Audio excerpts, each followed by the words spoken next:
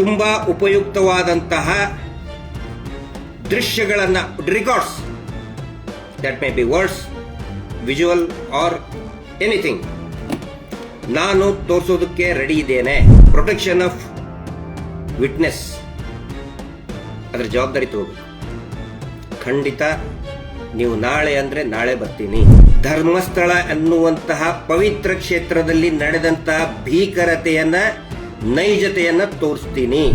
ನಿಮ್ಮ ಚಾನಲ್ ಮುಖಾಂತರ ನ್ಯಾಯಾಂಗದ ಕಣ್ಣು ತೆರೀತು ಅಂತ ಹೇಳಿದ್ರೆ, ಪೊಲೀಸ್ ಇಲಾಖೆ ಕಣ್ಣು ತೆರೀತು ಅಂತ ಹೇಳಿದ್ರೆ, ಇದಕ್ಕಿಂತ ದೊಡ್ಡ ಕಾಂಟ್ರಿಬ್ಯೂಷನ್ ರಿಪಬ್ಲಿಕ್ ಕನ್ನಡಕ್ಕಿಂತ ದೊಡ್ಡ ಕಾಂಟ್ರಿಬ್ಯೂಷನ್ ಯಾವುದೂ ಇರಲ್ಲ. ನಾವು ಡಿಬೇಟ್ ಮಾಡುವಂತಹ ವ್ಯಕ್ತಿಗಳಿಗೆ ಒಂದು ಎಕ್ಸ್ಪೀರಿಯನ್ಸ್ ಇರಬೇಕು ಅಥವಾ ನಾಲೆಜ್ ಇರಬೇಕು. ಅಕ್ಯೂಸರ್ ಸಂತೋಷ್ ರಾವ್ ಅಂತ ಹೇಳಿ ಅಕ್ಯೂಸರ್ಡೇ ಅಲ್ಲ ಅಂತ ಹೇಳ್ತಾನೆ. ಸೊ ಏನ್ ಮಾತಾಡಬೇಕು ಅಂತ ಜೊತೆಗೆ ನಿನ್ನೆ ರಿಪಬ್ಲಿಕ್ ಟಿವಿ ಕನ್ನಡದಲ್ಲಿ ಒಂದು ತುಂಬಾ ಒಳ್ಳೆಯ ಇನಿಷಿಯೇಷನ್ ತಗೊಂಡಿದ್ದಾರೆ ಟಿವಿ ಚಾನೆಲ್ ಅವರು. ನಮ್ಮ ಮಾಧ್ಯಮ ಮಿತ್ರರಾದಂತಹ ಶ್ರೀ ಜಯಪ್ರಕಾಶ್ ಶೆಟ್ಟಿ ಅವರು ಮತ್ತು ಅವ್ರ ಜೊತೆಗಿರುವಂತಹ ಇಡೀ ತಂಡ, ಆಂಕರ್ಗಳ ತಂಡ ಏನಿತ್ತು, ಒಂದು ಒಳ್ಳೆ ಇನಿಷಿಯೇಷನ್ ತಗೊಂಡಿದೆ.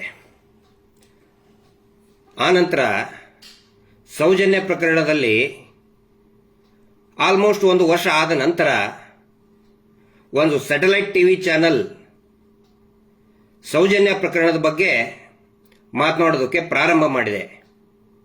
ಹೀಗಾಗಿ ನಮಗೆ ತುಂಬಾ ಒಂದು ಸಂತೋಷ ಮತ್ತು ಕಳಕಳಿಯಿಂದ ಅದನ್ನು ನಾವು ಸ್ವಾಗತ ಮಾಡ್ತೇವೆ.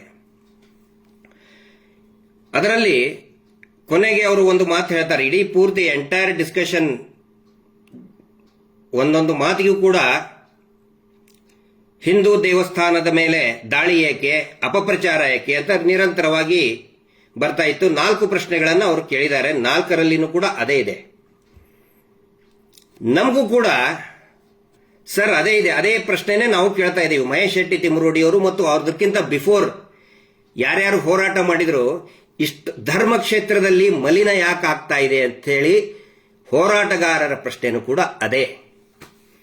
ಹೀಗಾಗಿ ನಾವೊಂದು ತೀರ್ಮಾನ ಮಾಡಿದ್ದೀವಿ. ಯಾಕಂತ ಹೇಳಿದ್ರೆ ನಮ್ಗೆ ಖುಷಿ ಆಗಿದೆ. ತಾವು ಅಂದ್ರೆ ಒಂದು ಸ್ಯಾಟಲೈಟ್ ಚಾನೆಲ್ನಲ್ಲಿ ಮಾತಾಡಿರೋದಕ್ಕೆ ಸ್ವಾಗತಿಸ್ತೇವೆ. ತಾವು ಹೇಳಿದ್ರಿ ಯಾರೇ ಸಾಕ್ಷಿ ಇದ್ರು ಏನೇ ಇದ್ರು ಕೂಡ ಬಂದು ತೋರಿಸಬಹುದು, ಸಾಕ್ಷಿನೇ ಇರಬೇಕು ಅಂತ ಹೇಳಿದ್ರಿ. Yes, agreed.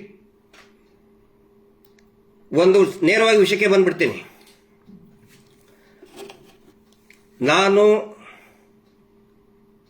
ಏನು ಘಟನೆಯ ಬಗ್ಗೆ ಮತ್ತು ಹಾರರ್ ಆಫ್ ಧರ್ಮಸ್ಥಳದ ಹಾರರ್ ಭೀಕರತೆಯ ಬಗ್ಗೆ ಮತ್ತು ಸೌಜನ್ಯ ಪ್ರಕರಣದ ಬಗ್ಗೆ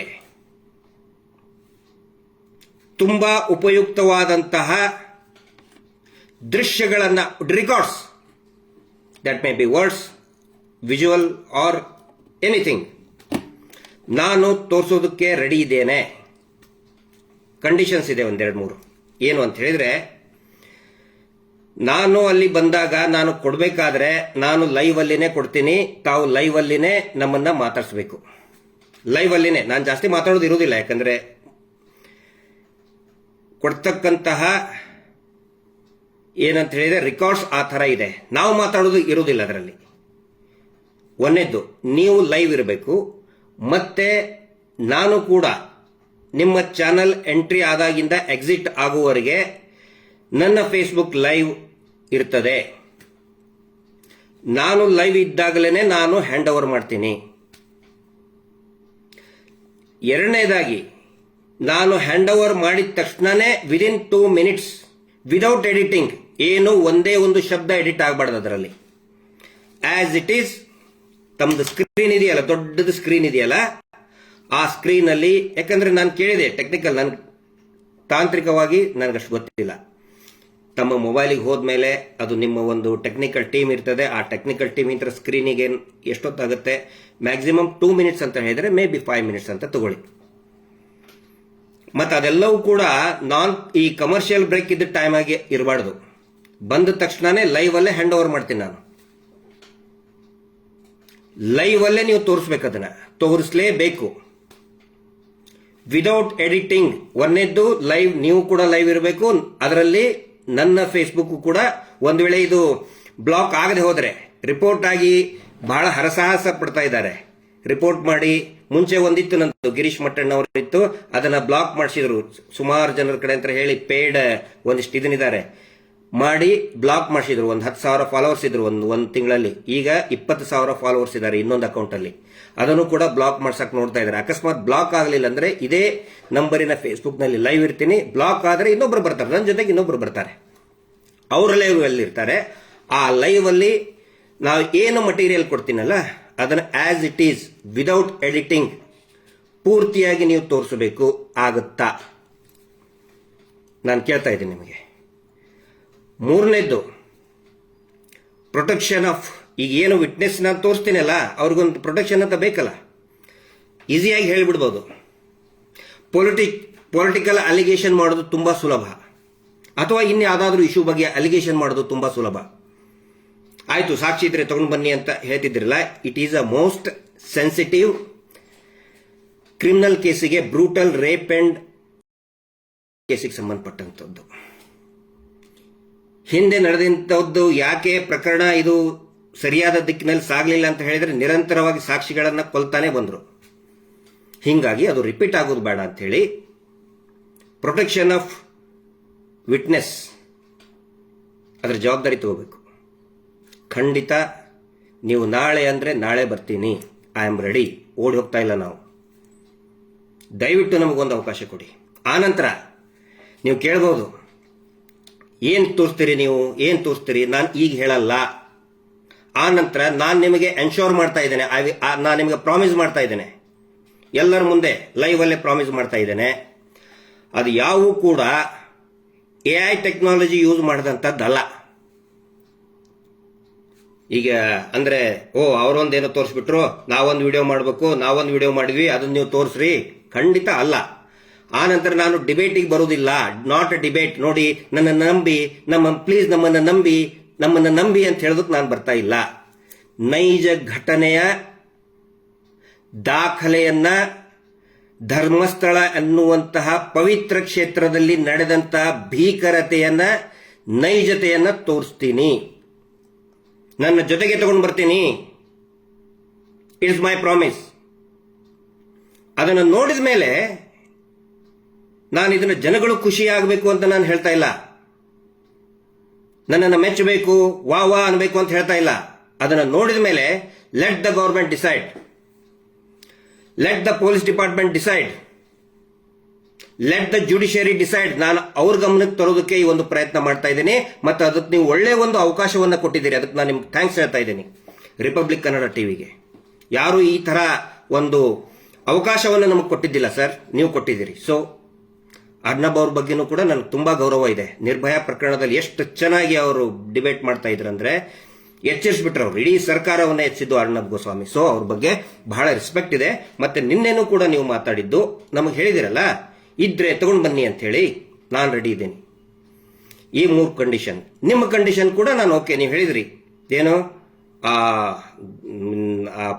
ಏನೋ ನನಗೆ ಹೇಳಕ್ಕೆ ಬರೋದಿಲ್ಲಪ್ಪ, ದೇವಮಾನವ ಅಂತ ಕರೀತಾರಲ್ಲ, ಅವ್ರ ಬಗ್ಗೆ ಬೈಬಾರ್ದು ಅಂತ ಹೇಳಿದ್ರಿ. ನಾವಾಗೆ ಯಾವತ್ತಿಗೂ ಕೂಡ ಅವ್ರಿಗೆ ಬೈಲಿಲ್ಲ. ಇನ್ನೊಬ್ರು ಅವ್ರ ಮೇಲೆ ಬೆರಳು ಮಾಡುವ ಹಂಗೆ ಅವರೇ ಮಾಡ್ಕೊಂಡಿದ್ದು. ಯಾಕೆ ಅಂತ ಹೇಳಿದ್ರೆ ಆರೋಪ ಇದ್ದಿದ್ದು ಅವ್ರ ಮೇಲಲ್ಲ. ಯಾರು ಕೂಡ ಅವರು ಅತ್ಯಾಚಾರ ಮಾಡಿದ್ದಾರೆ, ಕೊಲೆ ಮಾಡಿದಾರಂತೆ ಖಂಡಿತ ಯಾರು ಹೇಳಿಲ್ಲ. ನಾವಂತೂ ಹೇಳಿಲ್ಲಪ್ಪ, ನಾನಂತರೂ ಹೇಳೇ ಇಲ್ಲ. ಆದ್ರೆ ಯಾವಾಗ ಅವರು ಅವರ ತಮ್ಮನ ಮಗ ವಿದೇಶದಲ್ಲಿ ಇದಾನಂತ ಹೇಳಿ ಅವರು ಜೆರಾಕ್ಸ್ ಕಾಪಿ ಹಿಡ್ಕೊಂಡು ಕಲರ್ ಪ್ರಿಂಟ್ಔಟ್ ವೀಸಾ ಕಾಪಿ ಹಿಡ್ಕೊಂಡು ನಮ್ಮ ತಮ್ಮನ ಮಗ, ನಮ್ಮ ಮಗು ಇಲ್ಲಿದ್ದಿದ್ದಿಲ್ಲ, ಅಮೆರಿಕಾದಲ್ಲಿತ್ತು ಅಂತ ಹೇಳ್ತಲ್ಲ, ಅವಾಗ ನಮಗೆ ಕಾಡಿದಂತಹ ಒಂದು ಪ್ರಶ್ನೆ ಏನಂತ ಹೇಳಿದ್ರೆ, ಆರೋಪ ಇದ್ದಿದ್ದು ಆ ತಮ್ಮನ ಮಗನ ಮೇಲೆ. ಆ ತಮ್ಮನ ಮಗ, ಅವ್ರ ಮಗು ಉತ್ತರ ಕೊಡಬಹುದಿತ್ತಲ್ಲ. ಮಗು ಅಂದ್ರೆ ಮಗು ಲಾಲಿ ಹಾಡೋ ಮಗು ಅಲ್ಲ. ಮೈನಿಂಗ್ ಕಂಪನಿ MD ಆಗಿ 2009 ನಲ್ಲಿ he was the MD of a mining company. ಅಲ್ಲೇ ಕೂತ್ಕೊಂಡು ಒಂದು ವಿಡಿಯೋ ಮಾಡ್ಕೊಂಡು ಹೇಳ್ಬಹುದಾಗಿತ್ತಲ್ಲ. ಅಕಸ್ಮಾತ್ ಇದ್ದರೆ, ಅಲ್ಲೇ ಇದ್ದಿದ್ದರೆ ಒಂದು ವಿಡಿಯೋ ಮಾಡ್ಕೊಂಡು ಹೇಳ್ಬಹುದಾಗಿತ್ತಲ್ಲ. ಆಯ್ತಪ್ಪ, ಅವರ ತಂದೆ ಹೇಳ್ಬಹುದಾಗಿತ್ತಲ್ಲ. ತಂದೆ ಯಾಕೆ ಬರಲಿಲ್ಲ? ಇವರು ಮುಂದೆ ಬಂದು ಜೆರಾಕ್ಸ್ ಕಾಪಿ ಹಿಡ್ಕೊಂಡು ಕಲರ್ ಪ್ರಿಂಟ್ಔಟ್ ಹಿಡ್ಕೊಂಡಿದ್ದಕ್ಕೆ ಎಲ್ಲರೂ ಅವ್ರನ್ನ ಪ್ರಶ್ನೆ ಮಾಡ್ತಾ ಇದ್ದಾರೆ. ಇಲ್ಲಿ ಇನ್ನೊಂದು ಡೆವಲಪ್ಮೆಂಟ್ ನಡೀತದೆ. ಇವರು ತಂದೆಯವರು ಹೋಗ್ತಾರೆ ಸಿಬಿಐ. ದಯವಿಟ್ಟು ನೋಡಿ, ಇದನ್ನ ಮಾಧ್ಯಮದವರು ವರದಿ ಮಾಡಿದಂಥದ್ದು. ದಯವಿಟ್ಟು ನೋಡಿ, ಸಿಬಿಐ ಕಚೇರಿಯಲ್ಲಿ ಹರ್ಷೇಂದ್ರ ಕುಮಾರ್ ವಿದ್ಯಾರ್ಥಿನಿ ಸೌಜನ್ಯ ಪ್ರಕರಣ, ಅಲ್ಲಿನೂ ಕೂಡ ಏನ್ ಹೇಳ್ತಾರೆ ಇವರು, ಅಲ್ಲಿನೂ ಕೂಡ ಧರ್ಮಸ್ಥಳಕ್ಕೆ ಅವಮಾನ ಮಾಡಬೇಡಿ ಅಂತ ಹೇಳ್ತಾರೆ. ಇಲ್ಲಿ ಅವರು ಹೋಗಿದ್ದು ಅವರ ಮಗನ ದಾಖಲೆಗಳನ್ನು ಕೊಡೋದಕ್ಕೆ ಹೋದ್ರು ಅಂತ ಈ ವರದಿ ಇದೆ. ಅದರಲ್ಲಿಯೂ ಕೂಡ ಸಾಕಷ್ಟು ವಿಷಯಗಳು ಪ್ರಶ್ನೆ ಮಾಡಿದ್ದಾರೆ. ಇಲ್ಲಿ ನೋಡಿ, ಆರೋಪ ಇರುವುದು ಆ ಮಗುನ ಮೇಲೆ, ಸಿಬಿಐಗೆ ಹೋಗೋದು ಅವರ ಅಪ್ಪ, ಸಾರ್ವಜನಿಕರ ಮುಂದೆ ಡಿಸ್ಪ್ಲೇ ಮಾಡೋದು ಅವ್ರ ದೊಡ್ಡಪ್ಪ. ಯಾಕೆ ಅವ್ರ ದೊಡ್ಡಪ್ಪ? ಅವರು ಪೂಜ್ಯರು ಅಂತ ಕರೆಸ್ಕೊಂಡಂತವ್ರು, ಇಡೀ ಲಕ್ಷಾಂತರ ಕೋಟ್ಯಾಂತರ ಜನರ ಭಕ್ತರ ಒಂದು ಗೌರವಕ್ಕೆ ಪಾತ್ರರಾದಂಥವ್ರು, ಅವ್ರ ಮೇಲೆ ಆರೋಪನೇ ಇಲ್ಲ. ಅವರು ಯಾಕೆ ಹಿಡ್ಕೊಂಡು ತೋರಿಸಿದ್ರು? ಇಲ್ಲಿ ಅವರ ತಮ್ಮ ಸಿಬಿಐ ಆಫೀಸಿಗೆ ಹೋಗ್ತಾರೆ. ಆನಂತರ ನಿನ್ನೆ ನೀವು ಚರ್ಚೆ ಮಾಡಿದ್ರಿ, ಎನ್ಕ್ವೈರಿ ಮಾಡಿದ್ರು, ಒಂದೆಲ್ಲ ಎನ್ಕ್ವೈರಿ ಮಾಡಿದ್ರು. ಅವ್ರ ತಂದೆ ಹೋಗಿದ್ದಾರೆ ಸರ್ ಸಿಬಿಐ ಆಫೀಸಿಗೆ, ಪೇಪರ್ ರಿಪೋರ್ಟ್ ಇದೆ. ಹಿಂಗಾಗಿ ಅವರೇ ಸ್ವತಃ ಆ ಒಂದು ಸಮಸ್ಯೆ ಅಥವಾ ಏನು ಗೊಂದಲಕ್ಕೆ ಅವರೇ ಸಿಕ್ಕಾಕೊಂಡಿದ್ದಾರೆ. ಅವರು ಬರಲಿಲ್ಲ ಅಂದ್ರೆ ಅವ್ರ ಹೆಸರು ಯಾರು ತಗೊಳ್ತಾನೆ ಇರಲಿಲ್ಲ. ಅವರೇ ಬಂದು ಮತ್ತೆ ಒಂದ್ಸಗೆ ನಮಗೆ ಕೇಳೋದು, ನಮಗೆ ಬೈಯೋದು ಸರಿ ಅಲ್ಲ. ಇದನ್ನೆಲ್ಲ ಪ್ರಯತ್ನ ಯಾಕೆ ಖಂಡಿತ ನಾನು ಡಿಸ್ಕಷನ್ಗೆ ಬಂದ್ರೆ ಅವರಿಗೆ ಖಂಡಿತ ನಾನು ಹೆಸರೇ ತಗೊಳ್ಳೋದಿಲ್ಲ. ನಿಮ್ಮ ಕಂಡೀಷನ್ ಅದು, ಐ ಆಮ್ ಓಕೆ, ನಾವು ಒಪ್ಕೋತೇನೆ. ನಿಮ್ಮ ಕಂಡೀಷನ್ಗೂ ಕೂಡ ನಾವು ಓಕೆ. ನನ್ನ ಕಂಡೀಷನ್ಗೆ ದಯವಿಟ್ಟು ತಾವು ಕೂಡ ಒಪ್ಕೊಳ್ಳಿ. ಇಲ್ಲಾಂದ್ರೆ ಏನಾಗುತ್ತೆ, ನೀವು ಓಪನ್ ಆಗಿ ಹೇಳ್ಬಿಟ್ರಲ್ಲ ನಿಮ್ಮ ಹತ್ರ ಏನು ಇಲ್ಲ, ಅಪಪ್ರಚಾರ ಮಾಡ್ತೀರಿ, ಜನ ಸುಮ್ಮನೆ ತಪ್ಪು ತಿಳ್ಕೊತಾರೆ ನಮ್ಮನ್ನ. ಆಕ್ಚುಲಿ ಟಿವಿ ಚಾನೆಲ್ನಲ್ಲಿ ಹೇಳೋದ್ರಿಂದ ಏನು ಪ್ರಯೋಜನ ಇರಲಿಲ್ಲ. ಒಂದು ವೇಳೆ ನಿಮ್ಮ ಚಾನಲ್ ಮುಖಾಂತರ ನ್ಯಾಯಾಂಗದ ಕಣ್ಣು ತೆರೀತು ಅಂತ ಹೇಳಿದ್ರೆ, ಪೊಲೀಸ್ ಇಲಾಖೆ ಕಣ್ಣು ತೆರೀತು ಅಂತ ಹೇಳಿದ್ರೆ, ಇದಕ್ಕಿಂತ ದೊಡ್ಡ ಕಾಂಟ್ರಿಬ್ಯೂಷನ್ ರಿಪಬ್ಲಿಕ್ ಕನ್ನಡಕ್ಕಿಂತ ದೊಡ್ಡ ಕಾಂಟ್ರಿಬ್ಯೂಷನ್ ಯಾವುದೂ ಇರಲ್ಲ. ಅದ್ರ ಸಲುವಾಗಿ ನಾನು ನಿಮ್ಗೆ ಹೇಳ್ತಾ ಇದ್ದೀನಿ, ಪ್ಲೀಸ್ ನಾನು ನಿಮಗೆ ಆಫರ್ ಮಾಡ್ತಾ ಇದ್ದೇನೆ. ನಾನೇನು ಆಫರ್ ಮಾಡ್ತಾ ಇದ್ದೇನೆ? I am offering my time and my space, digital space. ನನ್ನಲ್ಲಿರುವಂತಹ ಡಿಜಿಟಲ್ ಸ್ಪೇಸ್ ಅನ್ನ ನಿಮ್ದು ದೊಡ್ಡ ಡಿಜಿಟಲ್ ಸ್ಪೇಸ್ ಇದೆಯಲ್ಲ ಅದಕ್ಕೆ ಕೊಡ್ತಾ ಇದ್ದೀನಿ. ಮತ್ತೆ ನಾನು ನಿಮ್ಗೆ ರಿಕ್ವೆಸ್ಟ್ ಮಾಡ್ಕೋತಾ ಇದ್ದೀನಿ, ಚಾಲೆಂಜ್ ಮಾಡ್ತಾ ಇಲ್ಲ. ಕೆಲವೊಬ್ರು ಹೇಳಿದ್ರು ಗಿರೀಶ್ ಮಟ್ಟಣ್ಣ ಅವ್ರ ಚಾಲೆಂಜ್. ನಾನು ಯಾವತ್ತಿಗೂ ಕೂಡ ಇದುವರೆಗೂ ಯಾರಿಗೂ ಚಾಲೆಂಜ್ ಮಾಡಿಲ್ಲ, ಸೌಜನ್ಯ ಪ್ರಕರಣದಲ್ಲಿ ಮಾಡೋದು ಇಲ್ಲ. ಚಾಲೆಂಜ್ ಮಾಡಿದರೆ ಅಹಂಕಾರ ಆಗುತ್ತೆ. ನಾವು ಹೇಳಿದ್ದೇ ಸರಿ, ಇದುವರೆಗೂ ಕೂಡ ನಾವು ಹೇಳಿದ್ದೇ ಸರಿ ಅಂತ ನಾನು ಸುಮ್ಮನೆ ಬೊಗಳೆ ಬಿಟ್ಟಿಲ್ಲ. ಪ್ರತಿಯೊಂದನ್ನು ಕೂಡ ದಾಖಲೆಯ ಆಧಾರದ ಮೇಲೆ ಮಾತಾಡಿದ್ದೇನೆ. ಅದಕ್ಕೆ ದಯವಿಟ್ಟು ರಿಪಬ್ಲಿಕ್ ಟಿವಿಯ ಸ್ನೇಹಿತರು, ನಮ್ಮ ಏನು ಜಯಪ್ರಕಾಶ್ ಶೆಟ್ಟಿ ಅವರು ಹೇಳಿದ್ದಾರೆ, ಅವರ ಆಹ್ವಾನವನ್ನ ಸಂಪೂರ್ಣವಾಗಿ ನಾನು ಒಪ್ಕೊಂಡಿದ್ದೇನೆ.